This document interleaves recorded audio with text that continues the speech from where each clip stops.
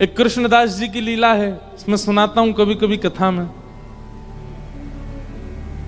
उन्होंने कहीं कथा में सुना, और ये महाभारत में ऐसा लिखा है कि अगर कोई व्यक्ति बेनागा बिना एक दिन भी छोड़े 12 वर्ष तक एक नियम का पालन करेगा, तो 12 वर्ष बाद उस नियम के प्रभाव से वो जो चाहेगा वो उसको मिल जाएगा।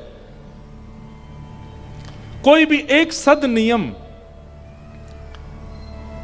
12 वर्ष तक करना है, एक दिन भी आपकी छुट्टी नहीं होनी चाहिए उसमें। आपकी छुट्टी हो उसकी पूरी जिम्मेवारी ठाकुर जी रखेंगे, ऐसी ऐसी व्यवस्था कर देंगे कि आपका नियम पूरा ही नहीं हो पाए, लेकिन आपको फिर भी करना है।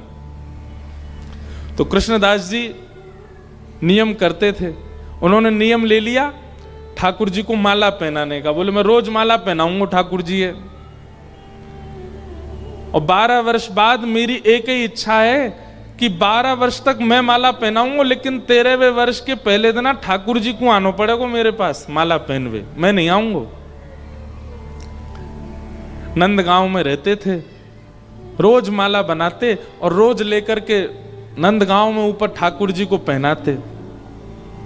बारिश हो, गर्मी हो, जाड़ा हो, बुखार हो, पीड़ा हो, कुछ भी हो जाए, लेकिन उनकी माला बेनागा रोज पहनाते। और माला पहनाने के बाद ठाकुर जी के कान में बोलते, लाला इतने दिना और रह गए, इतने महीना और रह गए, इतने वर्ष और रह गए। मेरी इच्छा पता है ना लाला, और कछु ना चाहिए, बस 13वें साल के पहले दिन तू आए जाइयो तो माला पहनाऊंगा वहीं अपनी कुटिया पे। 12 वर्ष पूर्ण होने लगे, अंतिम दिन था 12वें वर्ष का, और श्री कृष्णदास जी बेचारे रोते रोते जा रहे हैं। बोले मेरी सेवा पूरी है गई, आज 12 वर्ष को नियम पूरा है गयो मेरो। ठाकुर जी के गले में माला पहनाई और कान में बोले लाला अब मेरी सेवा पूरी होगी, अब मैं ना आऊंगो, अब तू आइयो मेरी कुटिया पे, तेरे काज 56 भोग बना के रखूंगो, खीर बना के रखूंगो, मिष्ठान बनाऊंगो, पूड़ी बनाऊंगो, पराठे बनाऊंगो, लाला जो तू कहेगो सब पवाऊंगो। और मुझे कछु नहीं चाहिए, ना इंद्र को वैभव, ना यम की भूमि, कुछ नहीं चाहिए, केवल लाला मेरे घर आ जाए और मैं अपने हाथन से माला पहनाता हूं बस। 12 वर्ष तक बेनागा प्रत्येक दिन माला ठाकुर जी को पहनाई। 13वां वर्ष प्रारंभ हुआ, रात भर सोए नहीं, 56 भोग बनाए अपनी कुटिया में, सुंदर माला बना करके रखी। एक बहुत सुंदर पद है, मुझे याद आया अभी। पूरा घर तैयार करके श्री कृष्णदास जी उस मार्ग पर बैठ गए जिस मार्ग से ठाकुर जी को आना है, जो नंद भवन तक जाता है। उस मार्ग पर बैठ के पलक भी नहीं झपका रहे हैं अपनी, अपलक नेत्रों से बस मार्ग को देख रहे हैं। जरा सी हवा चलती है, कोई पत्ता हिलता है, तुरंत विचलित हो जाते हैं, जय जय आ गए, लाला आगे होगो। पलकन सोमग झारू मेरे, पलकन सोमग झारू मेरे, पलकन सोमग झारू मेरे, पलकन सोमग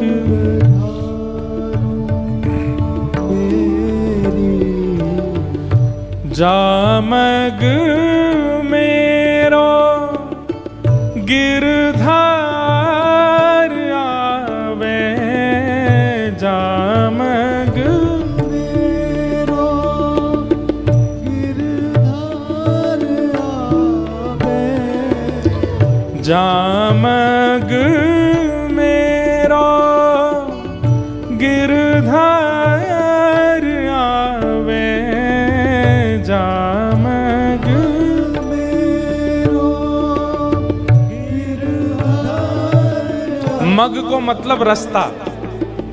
जा मग मेरा प्रियतम आवे, जा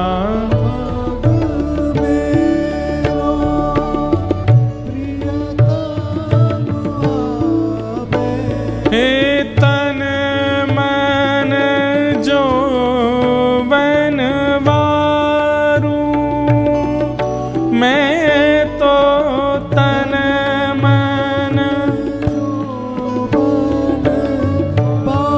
वारू, मेरी पलकन सोमग झारू, मेरी पलकन सोमग, पलकन सोमग झारू, मेरे पलकन सोमग झारू, मेरी सेज सवारू, चंवर डुरावू, सेज सवारू, चंवर डुरावू, मधुर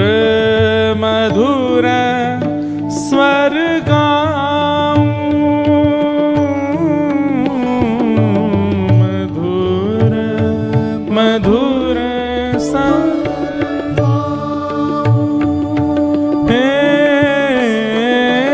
रसिक प्रीतम पिय जो मिल मोहे, रसिक प्रीतम पिय जो मिल मोहे, हस हस कंठ लगाऊं,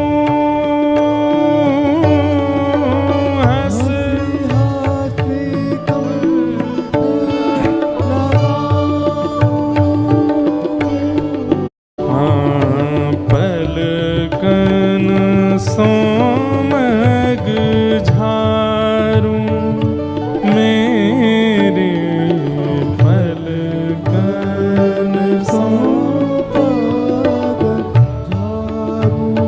झारू, हे जा मग मेरो गिरधार आवे,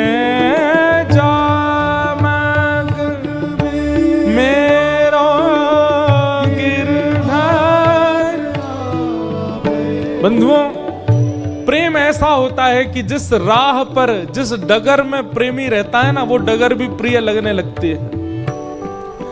वृंदावन से प्रेम करने वाले, श्री राधा रमन लाल जी से प्रेम करने वाले, वो किसी ब्रजवासी को भी देख लेते हैं ना तो रोने लग जाते हैं कि वे वहां से आए हैं जहां हमारे प्रियतम रहते हैं। द्वारिका लीला में एक प्रसंग आता है कि श्री ठाकुर जी रोज एक करवट से सोते हैं। कुछ वर्षों बाद रुक्मणी जी ने ठाकुर जी से कहा, आप एक ही करवट से सोते हो, हमेशा एक ही दिशा में मुख करके सोते हो, आप कभी करवट क्यों नहीं बदलते, कभी उस दिशा में क्यों नहीं सोते?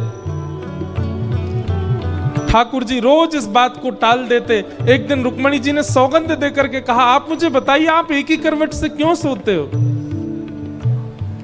ठाकुर जी कहते हैं, क्योंकि अगर मैं करवट बदलूंगा, उस तरफ करवट लेकर के सोऊंगा तो मैं सो नहीं पाऊंगा। क्यों? क्योंकि उस दिशा में वृंदावन है, और वृंदावन की ओर करवट लेकर के जब मैं सोता हूं तो मुझे यशोदा मैया, नंद बाबा, राधा रानी, सब गोपियों की बहुत याद आती है।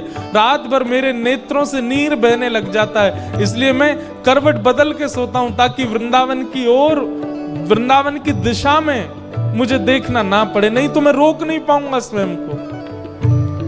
अरे कहां तक कहें, वो मार्ग प्रिय लगता है जहां प्रियतम रहते हैं, वहां के लोग प्रिय लगते हैं, वहां से आई हुई वस्तु प्रिय लगती है। अरे वो दिशा प्रिय लगने लगती है जिस दिशा में हमारे प्रियतम रहते हैं। जामग मेरो गिरधर आवे, जामग मेरो गिरधर आवे, तन मन जो वन वारू, तन मन जो मेरे पलकन सोमग झारू, मेरे पलकन सोमग झारू, मेरे पलकन सोमग झारू, मेरे पलकन सोमग झारू। कृष्णदास आज सुबह से बैठे हैं उसी मार्ग में जिस मार्ग से नंद भवन से ठाकुर जी आएंगे। पलक भी नहीं झपका रहे हैं, अपनी आंख खोल करके बैठे हैं। बोले मैं वो क्षण, ऐसा ना हो कि मैं पलक झपकूं और उसी क्षण ठाकुर जी आ रहे हूं, वो क्षण में बिसराना नहीं चाहता, मैं छोड़ना नहीं चाहता। सुबह से दोपहर हो गई, ठाकुर जी नहीं आए। दोपहर से शाम हो गई, ठाकुर जी नहीं आए। शाम से रात हो गई, ठाकुर जी नहीं आए। रात से जब अर्धरात्रि हो गई तब तक भी कृष्णदास जी बैठे रहे। आ रहो होगो लाला, अभी व्यस्त होगो, यशोदा मैया ने पकड़ लियो होगो, नंद बाबा ने। आज से ज्यादा 100-150 साल पुरानी घटना है ये, नंदगांव की।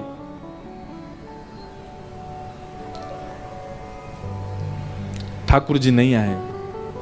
जब आधी रात हो गई, 13वें वर्ष का दूसरा दिन प्रारंभ होने लगा। पहला दिन तो निकल गया, बस अभी प्रारंभ होने में 1-2 घंटे बचे हैं। कृष्णदास जी बोले जे नहीं आवेगो, अरे मैंने गलती कर दी, 12 साल निकाल दिए या की आश में। मुझे कहा पतो ही, मुझे तो पहले तो पतो ही ये 1 नंबर को छलिया है, और ये तो बात को पक्को ना है। ब्रजवासी ने कह के गए परसों आ जाऊंगा, बरसों तक लौट के नहीं आयो। मैंने कौन के चक्कर में 12 वर्ष अपने व्यर्थ कर दिए। अरे कौन की कथा सुन के आए गए मैं, वहां में मैंने सुन ली 12 वर्ष नियम करने मोए। आज मैंने 12 वर्ष तक ना धूप देखी, ना ताप देखी, ना बारिश देखी, ना बीमारी देखी। रोज गयो माला पहनावे, और कछु मांगी तो है ना, कोई इंद्र की संपत्ति मांगी हो, ब्रह्मा को लोक मांगो हो, कछु तो मांगो नहीं, केवल इतना ही तो मांगो मेरी कुटिया में आ जाइयो। नहीं आयो। हमारे ब्रज के लोग ऐसे ही हैं, जब गुस्सा आवे ना तो तू तड़ाक पे ही आ जाए।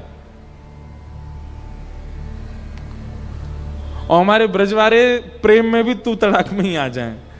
2 स्थितियां ब्रजवासी की, बहुत प्रेम में आ जाएंगे तो भी तू तड़ाक पे आ जाएंगे, और बहुत क्रोध में आ जाएंगे तो भी तू तड़ाक पे आ जाएंगे। अगर ब्रजवाले आपसे आप करके बोल रहे हैं तो समझना ना तो इनको हमसे प्रेम है, ना इनको हमसे बैर है। अगर वो प्रेम या बैर में होंगे तो सीधे तू पे ही आएंगे।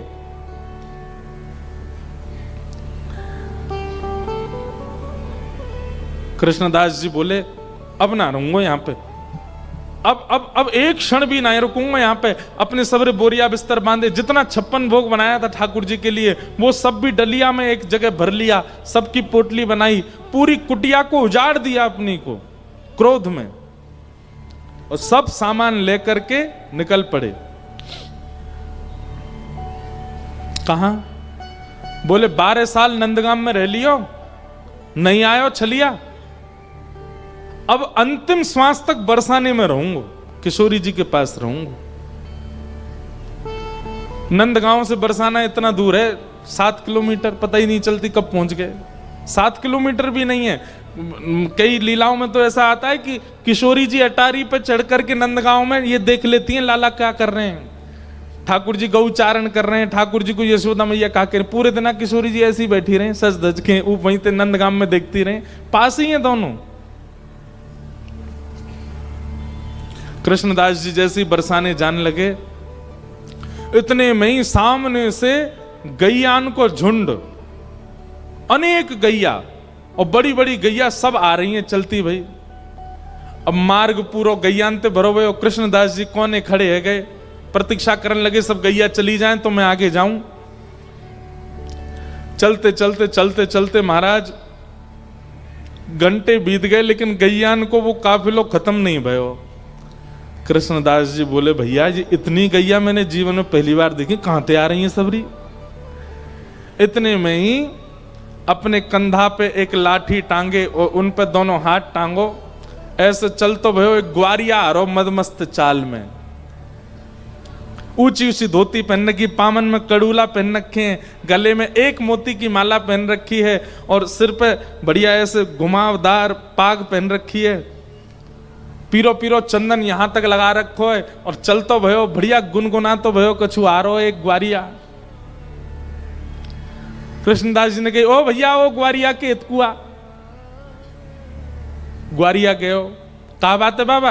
बोले भैया ही कौन की गैया है, इतनी गैया मैं कब तक खड़ा हूं यहां पे, जी पूरी ना है रही। अरे बाबा जी नंद भवन गैया है, 9 लाख गैया है, खड़े खड़े 2 दिन निकल जाएंगे तो मैं तो पूरी ना होंगी, इतनी गैया है। कृष्णदास जी बोले भैया मैं तो भूखो मरो, पूरा दिन है क्यों कछु खाओ ना पियो, पूरे दिन प्रतीक्षा करते रहो। अब ये गैया और आ गई है सामने, अब मैं तो यहीं बैठ रहा हूं, यहीं बैठ के भोजन पा रहा हूं, फिर तब तक गैया चली जाएंगी, फिर जाऊंगा बरसाने। ग्वारिया बोले बाबा कछु खावे को तो महुआ खवाए दो। कृष्णदास जी बोले बैठ जा, तू बैठ जा। और वो ग्वारिया सामने बैठ गया और यहाँ कृष्णदास बैठ गए, पोटली खोली, बढ़िया डलिया निकाली, ले भैया उठा के तू भी पातो रहे। बाबा मेरे हाथ में गोबर बहुत लग रहा है, एक बार स्वयं पालो फिर दूसरी बार मुंह वो पवाई दे करो। कृष्णदास जी बोले हम है तो तू नंदगाम कोई ना, ऐसे ही तेरो स्वामी है, वानु जीवन भर सेवा करवाई है, ऐसी तुम सब नंदगाम बारे जाते जाते हो चैन ते जान थोड़ी दोगे। अब वो सेवा कराए लोग आ जाए इतकुआ, मुंह खोल अपनो। ग्वारिया ने मुंह खोल लियो। अब कृष्णदास जी एक बार पामे और फिर अपने ही हाथ से वाकू पवा रहे हैं। पाते पाते ग्वारिया के नेत्रन से आंसू आने लगे। कृष्णदास जी बोले भैया रो काई करो, का भयो? बोले बाबा मैं यूं सोच रहा हूं 12 साल ते एक दिन ऐसा नहीं निकलो कि मैंने माला आपके हाथ की नहीं पहनी हो, पर आज पूरा दिन निकल गयो मैंने माला नहीं पहनी सुबह से। जैसे ही कृष्णदास जी ने सुनी माला नहीं पहनी, हाथ पकड़ लियो, कौन है तू, अपना रूप दिखा। तुरंत त्रिभंग लली श्याम सुंदर प्रकट है गए ग्वारिया के रूप में। और बाबा तो बोले देख बाबा अपनो वचन निभायो मैंने, अभी 12वें वर्ष को अंतिम दिना पूरो नहीं भयो, 13वें वर्ष को पहले दिना अभी पूरो नहीं भयो, मैं आ गयो तेरे पास। अब मत कहियो कि मैंने नियम पूरा, ला चल माला पहना दे। कृष्णदास जी के नेत्र लाल पड़ गए, मुख ताम्र वर्ण का हो गया। ठाकुर जी बोले बाबा एक बाबा गुस्सा का कर रहा है, अब आ तो गो तेरे सामने, अब मुझ गोद में बैठा ले, मुझ प्रेम कर ले और तू जो चाहे वो पवा दे, जैसे चाहे जो चाहे कर ले। कृष्णदास जी बोले मैं सब समझ रहा हूं, तू काई को आयो है। बोले 12 वर्ष नंदगाम में रहो, कभी नहीं आयो, लेकिन बरसाने की तरफ मुख कहा कियो कि प्रकट है कि वो सामने, अब ना रहूंगा यहां पे। और अपने सब पोटली ओटली उठा के सीधे भागे बरसाने। ठाकुर जी पीछे पीछे दौड़े, अरे बाबा रुक जा, मैं आ तो गयो। बोले ना किशोरी जी की तरफ मुख कियो तो तू प्रकट है गयो, किशोरी जी के चरणन में रहूंगा तो तू रोज हाजिरी लगावे आवे, वो मही में ले करूंगा तो ते। और सुन लाला, ठाकुर जी बोले कहा, बोले आज तक मेरा नाम कृष्णदास, आज मैं अपना नाम बदल रहा हूं, अब मेरा नाम है राधा दास, अब मैं वही बन के रहूंगा, अब मैं ही रहूंगा। और श्री कृष्णदास जी राधा दास बन गए और श्री जी के चरणन में जाकर के आनंद से विराजे। ये है रास। ये क्या है? रास। हमारे साथ नहीं होता। हम तो सुबह बत्ती घुमाई दई, अगरबत्ती घुमाई दई, भोग लगा दियो, चना चनौरी को पाले ही चले गए, रात में आकर के वही भोग लगा के सो गए। आजकल बस थोड़ी बहुत नाम जप में थोड़ी रुचि बन गई है, थोड़ी कथा वथा सुन लेते हैं, इसके अलावा कुछ नहीं। हमारी इच्छा ही नहीं है कि हमारे ठाकुर हमारे संग रास करें, तो वो भी क्यों करेंगे? आज ही विचार करो कि ठाकुर जी बहुत दिन है गए, लड्डू गोपाल बने, यूं ही रहे हो हमेशा, अब ने हमारी सेवा को फल हमें दो। का फल चाहिए? वैकुंठ नहीं चाहिए, स्वर्ग नहीं चाहिए, अब फल ये चाहिए कि आप सहज है कि हमसे बात करो, हमारे साथ घूमो, हमारे संग चलो, कोई और को नहीं दिखने चाहिए, कोई और को पता नहीं चले, पर अब हमारे संग रास करो। कथा सुनवे को, नाम जप करवे को, भक्ति मार्ग में चलवे को, यही फल हमें चाहिए कि जब तक हमारे प्राण हैं तन में, हमें रास को अनुभव हो ठाकुर जी के साथ। तो रास का मतलब क्या है? परमात्मा की सहजता को रास कहते हैं। अभी परमात्मा कैसे हैं? अभी परमात्मा सहज नहीं है, असहज हैं। ये देखो पहले दिन आते या 7वें दिन ऐसे ही खड़े हैं, नए को परिवर्तन नहीं आयो इनमें। क्यों? ये असहज है। और प्रेम का यही स्वरूप है कि वो असहज व्यक्ति को सहज बना देता है। प्रेम। ठाकुर जी हैं तो बहुत सहज, उनका चित्त, उनका स्वभाव बहुत सहज है, पर हम आप सब लोगों की भावना को वो देखना चाह रहे हैं। अगर वो प्रेम युक्त होगी तो ठाकुर जी सहज बनने को तो तैयार बैठे हैं, आप सहज बनाओ उनको। इसी को कहते हैं रास, ठाकुर जी की सहजता।